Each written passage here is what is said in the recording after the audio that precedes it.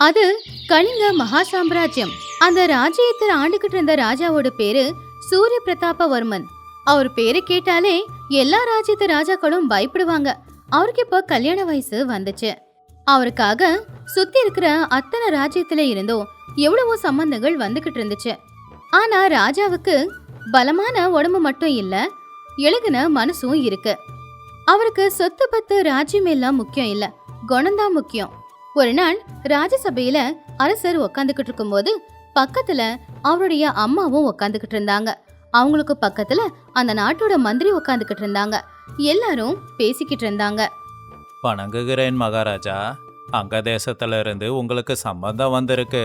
அங்க தேசத்து இளவரசிய நீங்க கல்யாணம் பண்ணிக்கிட்டீங்க அப்படின்னா நம்முடைய இந்த கலிங்க ராஜ்யம் கடல் வரைக்கும் பெருசா மாறும். அது மட்டும் இல்லாம இளவரசி பார்க்க ரொம்ப அழகா இருப்பாங்க. அதை விட அதிகமா அவங்க கிட்ட சொத்தும் இருக்கு. அவங்க பூலோகத்துல வாழற குபேரனுடைய பொண்ணு. நீங்க அனுமதி கொடுத்தா பேசலாம்.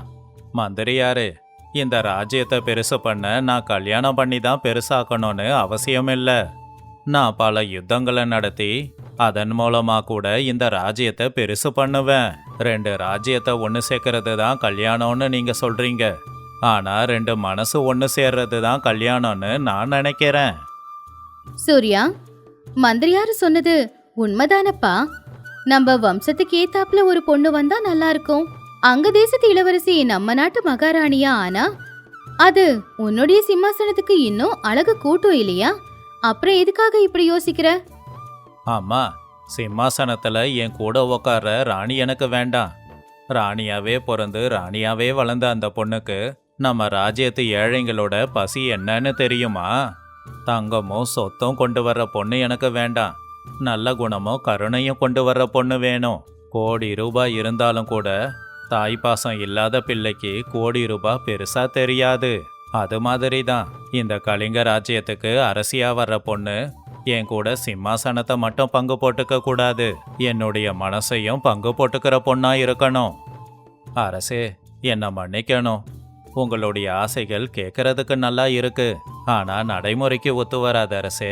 ஒரு அரசர் ஒரு ராணியை தான் கல்யாணம் பண்ணிக்க முடியும்.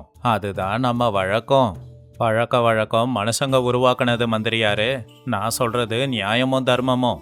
என் மனசுக்கு பிடிக்கிற பொண்ணு கிடைக்கிற வரைக்கும் எனக்கு கல்யாணம் நடக்காது. சபை இத்தோட முடிஞ்சது அப்படின்னு அரசர் சொன்னதை வச்சு அந்த சபை அன்னையோட முடிஞ்சது. ஒரு நாள் அரசருக்கு தான் மக்களை நேர்ல போய் சந்திக்கணும் அப்படிங்கிற ஆசை வந்துச்சு. அன்னைக்கு ராத்திரி யாருக்குமே தெரியாம ஒரு சாதாரண ஆளோட வேஷத்தை போட்டுக்கிட்டு அவரு கோட்டையை விட்டு வெளியில வந்து நகரத்துல சுத்திக்கிட்டு இருந்தாரு. நல்ல இருட்டான நேரம், சில்லுன்னு காத்து வீசிக்கிட்டு இருக்கும்போது ஒரு கோவில்ல நிறைய பிச்சைக்காரங்க குளிர்ல நடுங்கிக்கிட்டு உக்காந்துக்கிட்டு இருந்தாங்க. கிழிஞ்சு போன துணிகளை போட்டுக்கிட்டு முகமெல்லாம் வாடி போய் சுனந்தா அப்படிங்கிற ஒரு பொண்ணு கோவில் வாசல்ல உக்காந்துக்கிட்டு இருந்தா. அவ முகம் வாடி போயிருக்கலாம், கிழிஞ்சு போன புடவை கட்டியிருக்கலாம், ஆனா அவ கண்ணுல ஒரு ஒளி தெரிஞ்சுது. ராஜா தூரத்துல நின்னு அந்த பொண்ணை கவனிச்சுக்கிட்டு இருக்கும்போது அப்பதான் வயசான ஒரு முதியவர் அந்த கோவில் கிட்ட வந்தாரு. அம்மா, 2 நாளாச்சுமா நான் சாப்பிட்டு. என்னால சாப்பிடாம இருக்க முடியலம்மா. சாப்பிட எதனா இருந்தா கொடுமா. உட்காருங்க தாத்தா, என் சாப்பாடை நான் உங்களுக்காக கொடுக்கறேன். வயசான நீங்க சாப்பிடுங்க, எனக்கு இல்லைனாலும் பரவாயில்ல. குளிர்ல உடம்பெல்லாம் நடுங்குது பாருங்க. நீ ரொம்ப நல்லா இருக்கணும்மா. நீ அனுபவிக்கிற இந்த கஷ்டமான வாழ்க்கையில இருந்து நிச்சயம் மீண்டு வருவ. மகாராணி மாதிரி ஒரு வாழ்க்கைய வாழ்வமா. மரத்துக்கு பின்னாடி நின்னு இது எல்லாத்தையும் பார்த்துக்கிட்டு இருந்த அரசருக்கு மனசுக்குள்ள ஏதோ ஒரு சலனம் ஏற்பட்டுச்சு. பசியோட இருக்கிற அந்த பொண்ணு பசியோட வந்த இன்னொருத்தருக்கு அவருடைய சாப்பாடு கொடுத்ததை பார்த்து அவரு ரொம்ப ஆச்சரியப்பட்டாரு. அதுக்கப்புறம் அவரு நேரா சுனந்தா முன்னாடி வந்து நின்னாரு. யாரு நீ? இந்த இருட்டான நேரத்துல எங்க என்ன பண்ணிக்கிட்டு இருக்க? நீ பசியில இருக்கும் போதும் கூட பசியால தவிக்கிற ஒருத்தருக்கு உன் உணவை கொடுத்திருக்கன்னா உன்னோட இதயம் எந்த ரத்தினத்துல செஞ்சது? ஐயா, இதயத்தை ரத்தினத்தால செஞ்சிருந்தா அது கல்லு மாறி இருக்கும். ஆனா என்னுடைய இதயம் மண்ணால செஞ்சதுனாலதான் அதுல கருணை அப்படிங்கிற விதை முளைச்சே மரமாயிருக்கு. பசியால வாடினவங்களுக்கு தான் இன்னொருத்தவங்களோட பசி என்ன அப்படிங்கிறது தெரியும். நான் பசியால வாடினவ, அதனால அவருடைய பசியை என்னால புரிஞ்சுக்க முடிஞ்சது. இதுல தியாகம் எதுவும் இல்ல, இதுல இருக்கிறது எல்லாம் மனிதாபிமானம் மட்டும்தான். என்ன ஒரு அறிவு, என்ன ஒரு தெளிவு! நீ பார்க்க தான் பிச்சைக்காரி மாதிரி இருக்க, ஆனா உன்னுடைய வார்த்தைகள் ரொம்ப நல்லா படிச்ச பண்டிதர்களுக்கு சமமானது. உன்னுடைய இந்த அறிவும் கருணையும் என்னை ரொம்ப சந்தோஷப்படுத்தி இருக்கு. நான் யாருன்னு உனக்கு தெரியுமா? நீங்க யாரா இருந்தா எனக்கு என்னங்க ஐயா? பிச்சைக்காரனா இருந்தாலும் மகாராஜாவா இருந்தாலும் அவங்களுக்கு பசி ஒண்ணுதான். எல்லாரும் மண்ணோட மண்ணா போக போறவங்க தான். நீங்களும் சரி நானும் சரி சாதாரண மனுஷங்க தானே. நான் சாதாரண மனுஷன் மட்டும் இல்ல, இந்த கலிங்க ராஜ்யத்தையே ஆண்டுகிட்டு இருக்கிற அரசன். என் பேரு சூரிய பிரதாபவர்மன். அரசே மன்னிச்சிடுங்க. நீங்க அரசர் அப்படின்னு தெரியாம நான் வாய்க்கு வந்தபடியெல்லாம் பேசிட்டேன். நான் மன்னிப்பு கேட்டுக்கிறேன். நான் ஒரு சாதாரண அனாதை தான். இல்ல, நீ சாதாரண பெண்ணும் இல்ல, நீ பிச்சைக்காரியும் இல்ல. நான் இது வரைக்கும் தேடிக்கிட்டு இருந்த மாணிக்கம் நீ. உன்னுடைய குணம் எனக்கு பிடிச்சிருக்கு. அந்த வைரத்தை விட ரொம்பவும் ஜொலிக்கிற அறிவு உன்கிட்ட இருக்கு. நீ இந்த நிமிஷமே என்னுடைய மனைவியாவும் இந்த கலிங்க ராஜ்யத்தோட பட்டத்து ராணியாவும் ஆக போற. என் கூட கோட்டைக்கு வரியா? வேண்டாம் அரசே வேண்டாம். என்ன கல்யாணம் பண்ணிக்கிட்டு உங்க குடும்ப கௌரவத்தை நடுத்தருவுக்கு கொண்டு வந்துடாதீங்க. நான் ஒரு அனாதை பொண்ணு, அதுலயும் பிச்சை எடுக்கிற பொண்ணு. இந்த ராஜ்யத்துக்கு பட்டத்து ராணியா ஆகிற தகுதி எனக்கு இல்ல அரசே. தயவு செஞ்சு என்னை விட்டுடுங்க. தகுதி அப்படிங்கிறது பிறப்புல கிடையாது, அவங்களுடைய குணத்துல இருக்கு. உன் குணத்துக்கு முன்னாடி என் சிம்மாசனமே சின்னதுதான். இப்ப நான் சொல்றது அரசனுடைய கட்டளை. என் கூட வந்துதான் ஆகணும். அப்படின்னு சொல்லி அரசர் சுனந்தாவை கௌரவமா அரண்மனைக்கு கூட்டிக்கிட்டு போனாரு. அடுத்த நாள் காலையில கலிங்க ராஜசபையில திடீர்னு பூகம்பம் வந்த மாதிரியே இருந்துச்சு. அரசர் ஒரு பிச்சைக்காரிய அந்த கலிங்க ராஜ்யத்துக்கு மகாராணியா ஆக்க போற விஷயத்தை கேள்விப்பட்டு மந்திரியாரும் சரி ராஜமாதாவும் சரி ரொம்பவுமே கோவப்பட்டாங்க. சுனந்தா சபையில தலைகுனிஞ்சு நின்னுக்கிட்டு இருந்தா. சூர்யா, என்ன பண்ணிக்கிட்டு இருக்க? என்ன இது அவமானம்? நம்ம கலிங்க ராஜ்யத்தோட கௌரவத்தை நீ வீணாக்க பாக்குறியா? கிழிஞ்சு போன புடவைய கட்டிக்கிட்டு இருக்கிற இந்த பிச்சைக்காரி நம்ம சிம்மாசனத்துல ஏறி உட்கார போறாளா? இதுக்கு நான் ஒரு காலமும் சம்மதிக்கவே மாட்டேன். அரசே, நீங்க அவசரப்பட்டு எடுத்த முடிவு எதுன்னு நான் நம்புறேன். இந்த பொண்ணோட உடம்புல ஓடுற ரத்தம் யாருதுன்னு தெரியல. இந்த பெண்ணோட தந்தை யாருன்னு தெரியல. ஒரு பிச்சைக்காரி நம்ம நாட்டுக்கு ராணியானா எல்லா நாடுகளும் நம்மள பார்த்து சிரிக்கும் அரசே. கலிங்க ராஜ்யத்தோட கௌரவம் மண்ணோட மண்ணா போயிடும். தயவு செஞ்சு இந்த பொண்ணை அனுப்பிடுங்க அரசே. மந்திரியாரே, நிறுத்துங்க உங்க பேச்ச. நான் கல்யாணம் பண்ணிக்கணும்னு ஆசைப்பட்டு கூட்டிட்டு வந்த பொண்ணை எதனா சொன்னா உங்க தலை இருக்காது. அம்மா, வம்சம் ரத்தம்னு சொல்றீங்க இல்லையா? ரத்தத்தோட நிறம் எல்லாருக்கும் ஒரே மாதிரி தானே இருக்கும். தரித்திரம் இவகிட்ட பணம் இல்லைங்கிறதால இருக்கலாம், குணம் இல்லாம இல்லையே.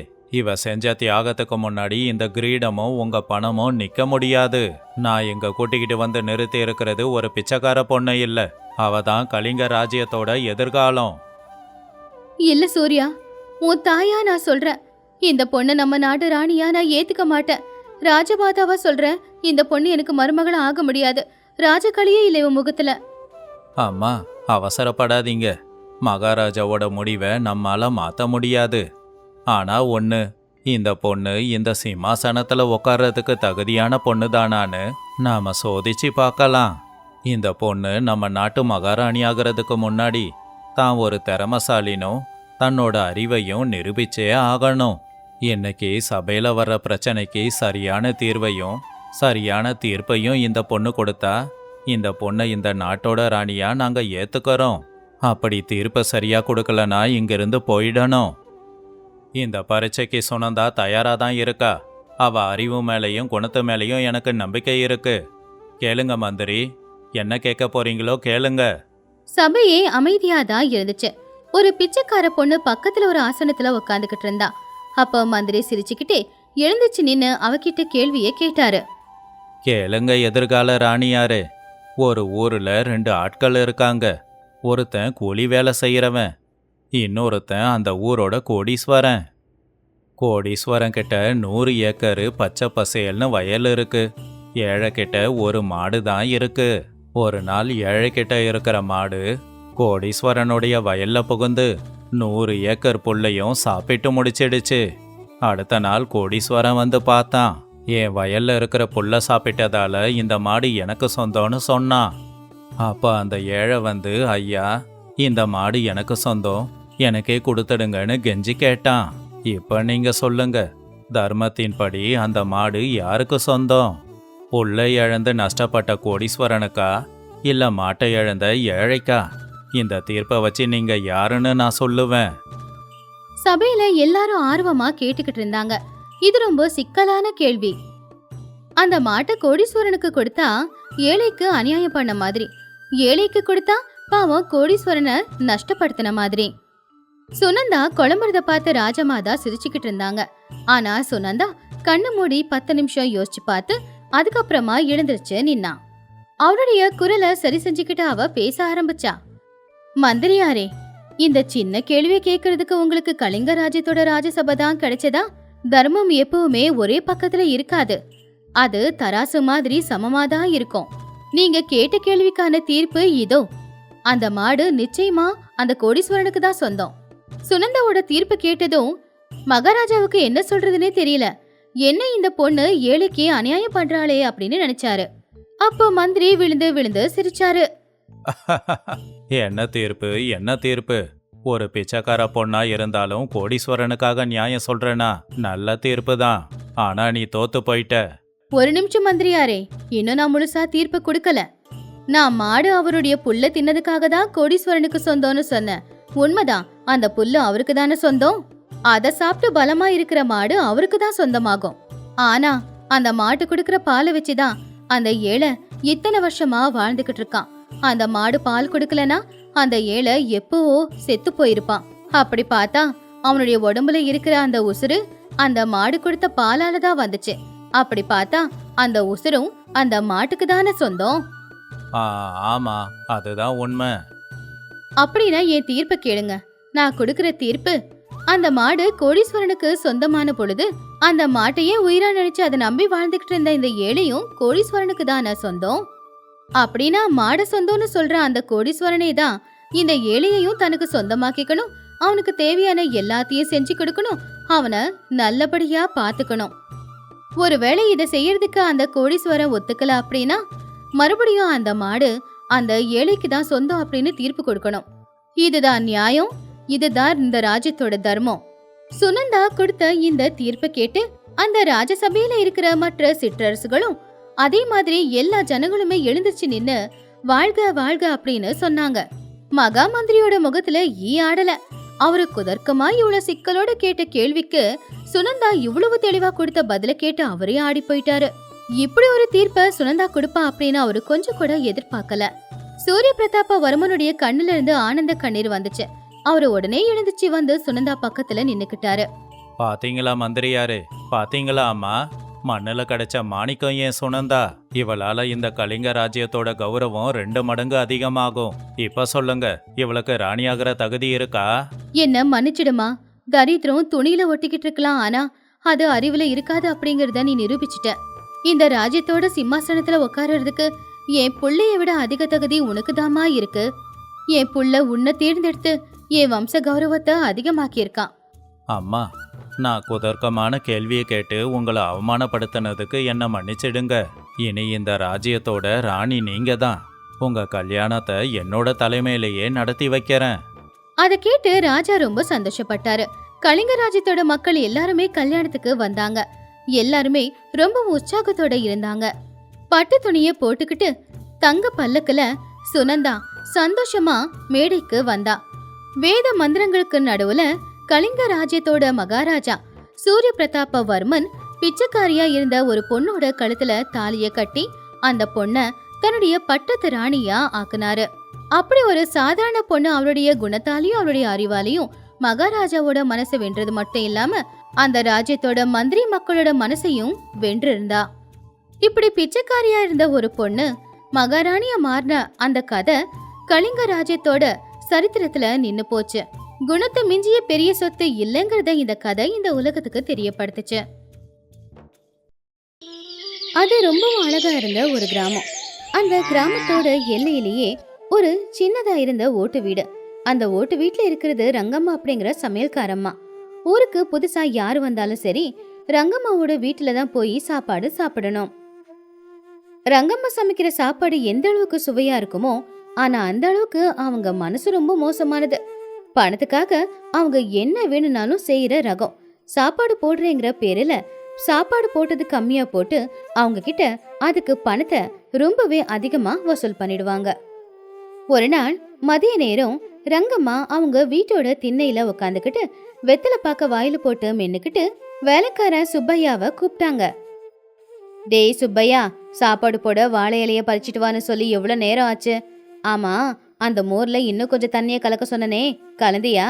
மோர் மட்டும் தண்ணியா இல்லாம திக்கா இருந்துச்சுன்னா வரவங்க தலைமையில ஏறி உக்காந்துருவாங்க.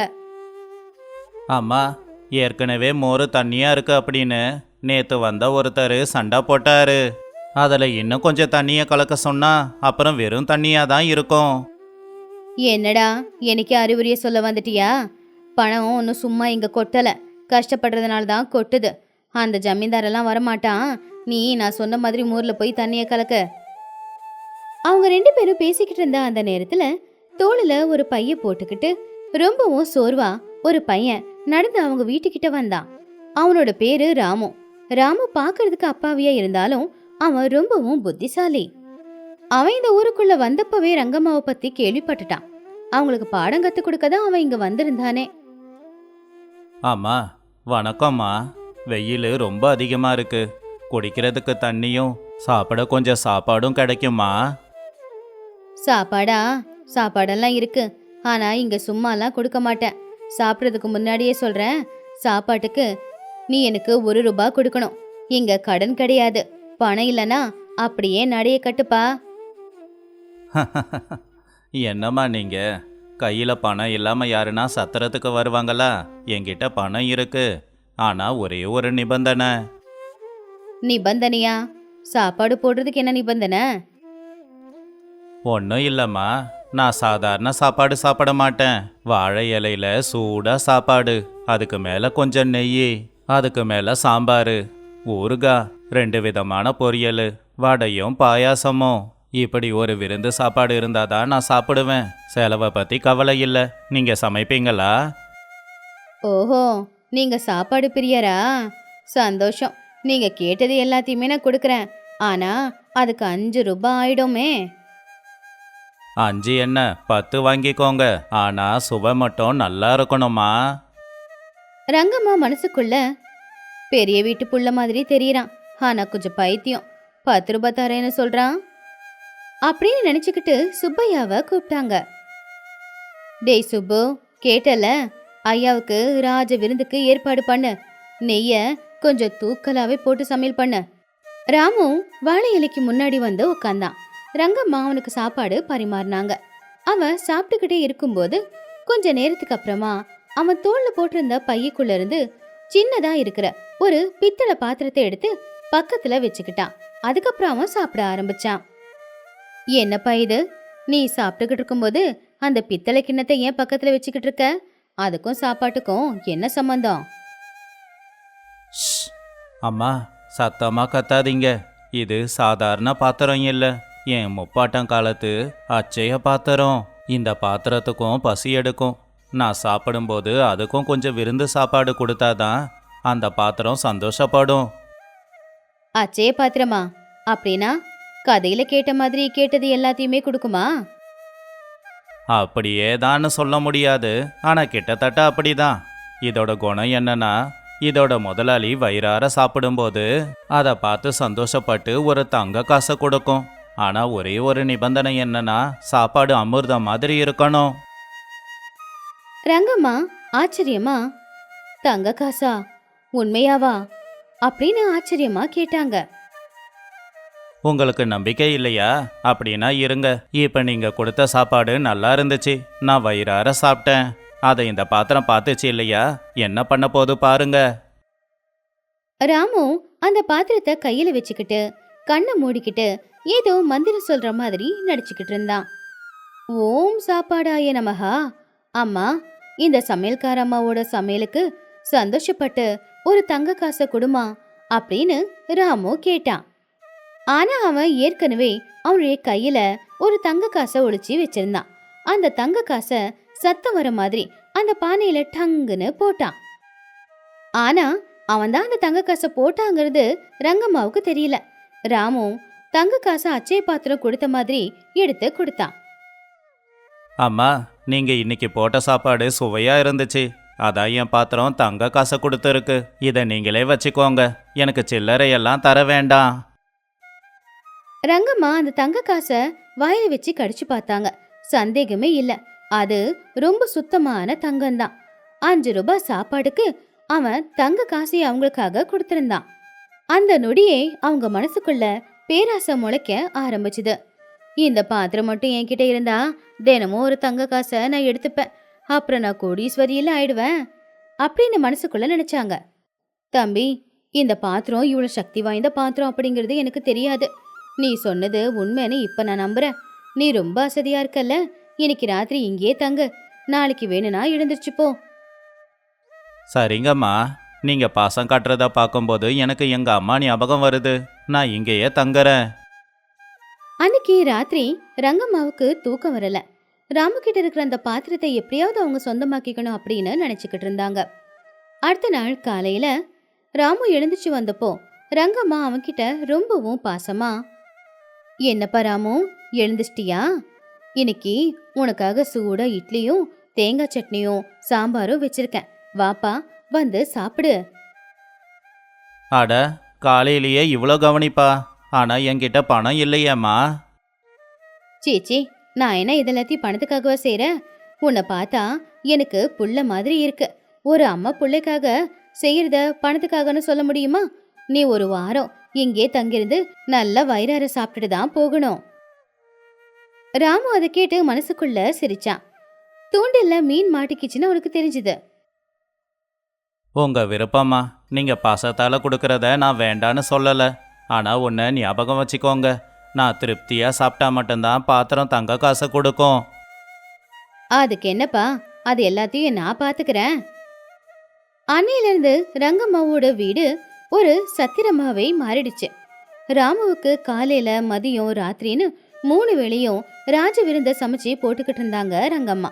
ராமுவும் அதை சந்தோஷமா சாப்பிட்டுக்கிட்டு இருந்தான். ராத்திரி தூங்கும் போது அவனுக்கு சூடான பாலை குடிக்க கொடுத்துக்கிட்டு இருந்தாங்க. ரங்கம்மா அவங்க இதுவரைக்கும் எல்லாருக்கிட்டேருந்து கொள்ளையடிச்சு சேர்த்து வச்ச பணத்துல ராமுவுக்காக பணத்தை நிறைய செலவு பண்ணிக்கிட்டு இருந்தாங்க. அதனால ஒரு நாள் சுப்பையா ரங்கம்மா கிட்ட போய், அம்மா, இவனுக்கு சாப்பாடு போடுறதுக்கு பதிலாக நம்ம 10 பேருக்கு சாப்பாடு போட்டிருந்தா காசாவது கிடைச்சிருக்கும். இவன் காசும் தர மாட்டேங்கிறான். என்னதாம்மா நினைக்கிறீங்க? வாய மூடுறா, உனக்கு என்ன தெரியும்? நான் போட்டுக்கிட்டு இருக்கிறது சாப்பாடு இல்ல, முதலீடு. அந்த பாத்திரத்தோட மகிமை உனக்கு தெரியாது. அது நமக்கு சொந்தமாச்சே. நாம எந்த ஊர்ல இருக்க மாட்டோம், பட்டணத்துல மாடி வீடு கட்டிக்கிட்டு இருப்போம். போ, நான் சொன்ன எல்லாத்தையுமே ஒழுங்கா செஞ்சு வைப்போ. இப்படியே 4 நாளும் போச்சு. ராமு 3 வேளையும் விருந்து சாப்பாடு சாப்பிட்டு திண்ணையில உக்காந்து கதை பேசிக்கிட்டு இருந்தான். தினமும் அந்த பாத்திரத்தை எடுக்கிறது, மந்திரம் சொல்ற மாதிரி ஏதோ நடிக்கிறது. அப்ப ரங்கம்மா அதை ஆசையா பாக்குறது. ஆனா ராமு ரொம்ப புத்திசாலித்தனமா, இன்னைக்கு பாத்திரம் அமைதியா இருக்குமா, நாளைக்கு தங்க காசை கொடுக்கும் அப்படின்னு ஏமாத்திக்கிட்டு இருந்தான். ரங்கம்மாவுக்கு ஆர்வம் அதிகமாயிக்கிட்டே இருந்துச்சு. இன்னைக்கு கொடுக்கலனாலும் நாளைக்கு தங்க காசை கொடுக்கும் அப்படின்னு நினைச்சுக்கிட்டே இருந்தாங்க. இப்படி இருக்கும்போது 5வது நாள் ரங்கம்மாவால தாங்கிக்கவே முடியல. தம்பி ராமு, சாப்பாடு நல்லா இருக்காப்பா? அருமாம்மா, அமிர்த மாதிரி இருந்துச்சு. தம்பி, நான் ஒன்னு கேப்பேன், நீ முடியாதுன்னு சொல்லக்கூடாது. சொல்லுங்கம்மா, இத்தனை நாளா நீங்க என்ன நல்லா பார்த்துக்கிட்டீங்களே. உன்கிட்ட இருக்கே இந்த அச்சய பாத்திரம், இத எனக்கு கொடுத்துடக்கூடாதா? உனக்கு வயசு இருக்கு, நீ கஷ்டப்பட்டு உழைச்சி சம்பாதிக்க முடியும். ஆனா வயசானவ, அதனாலதான் இந்த பாத்திரத்தை கேக்குறேன். ஐயோ, அது முடியாதுமா. இது எங்க தாத்தா காலத்து சொத்து. இதை நான் வித்துட்டேன் அப்படின்னா என் தாத்தா எனக்கு சாபம் கொடுப்பாரு. இது என் உயிருக்கு சமமா? அப்படி சொல்லாதப்பா. இந்த பாத்திரத்துக்காக நான் இத்தனை நாளா கஷ்டப்பட்டு சேர்த்து வச்ச பணத்தை வேணும்னாலும் கொடுக்கறேன். என்கிட்ட ஒரு 500 ரூபாய் இருக்கு, அதை கொடுக்கவா? அந்த காலத்துல 500 ரூபாய் அப்படிங்கிறது அவ்வளோ சாதாரணமான விஷயம் இல்ல. ஆனா ராமு இன்னும் அதிகமா கேட்டான். 500 ரூபாயா? இதெல்லாம் இதுக்கு ஒரு விலையாமா? இது தினமும் ஒரு தங்க காசை கொடுக்கும். அப்படின்னா மாசத்துக்கு 30, அப்ப வருஷத்துக்கு அதை கணக்கே போட முடியாது. சரி, அப்ப 1000 ரூபாய் கொடுக்கறேன். அதுவும் என்கிட்ட இருக்கிற தங்க நகையை அடகு வச்சுதான் கொண்டு வந்து கொடுக்கணும். 1000 ரூபாய்க்கு பாத்திரத்தை கொடுக்கறியா? ராமு கொஞ்ச நேரம் யோசிக்கிற மாதிரி நடிச்சு கடைசியில பெருமூச்சு விட்டு, சரிங்கம்மா, நீங்க என்ன பெத்த புள்ள மாதிரி பார்த்துக்கிட்டீங்க. நீங்க செஞ்சதுக்கு நன்றியா நான் இந்த பாத்திரத்தை கொடுக்கறேன். அப்பதான் நீங்க செஞ்ச உதவிக்கு மதிப்பாகவும் இருக்கும். ஆனா ஒரே ஒரு விஷயம், இது வேலை செய்யணும்னா இதோட முதலாளி சுத்தமான மனசோட தன்னை நம்பி வரவங்களுக்கு வயிறார சாப்பாடு போட்டாங்கன்னா அப்புறம்தான் இந்த பாத்திரம் வேலை செய்யும். நிச்சயமாப்பா, நாளையில இருந்து இந்த சத்திரத்துல எல்லாருக்கும் இலவச சாப்பாடே போடுறேன். ஆனா மனசுக்குள்ள மட்டும் பாத்திரம் கிடைச்ச இந்த சத்திரத்தை ஏன் நடத்துவானே அப்படின்னு நினைச்சாங்க.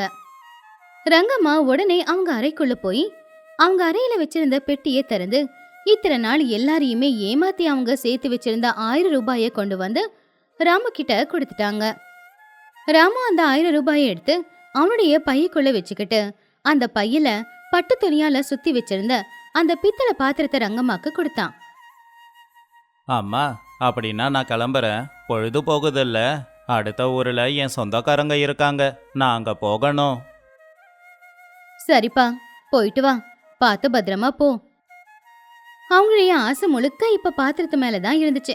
அதனால ராமு போன தொல்லை ஒழிஞ்சுதுன்னு நினைச்சாங்க. ராமு சத்திரத்தை தாண்டி இருட்டுக்குள்ள போயிட்டான். ரங்கம்மா உள்ள வந்து கதவை சாத்தி சுப்பையாவை கூப்பிட்டாங்க. டேய், விளக்கு ஏத்தி வைடா, இன்னைக்கு நம்ம வாழ்க்கையே மாறப்போகுது பாரு. ரங்கம்மா அந்த பாத்திரத்துக்கு மஞ்சள் குங்குமம் வச்சு அதுக்கு பூமாலையும் போட்டாங்க. அச்சே பாத்திரமே, என் மேல கருணைய காட்டு. இத்தனை நாளா அந்த ராமுக்கு கொடுத்த மாதிரி எனக்கும் தினமும் தங்க காசு கொடு.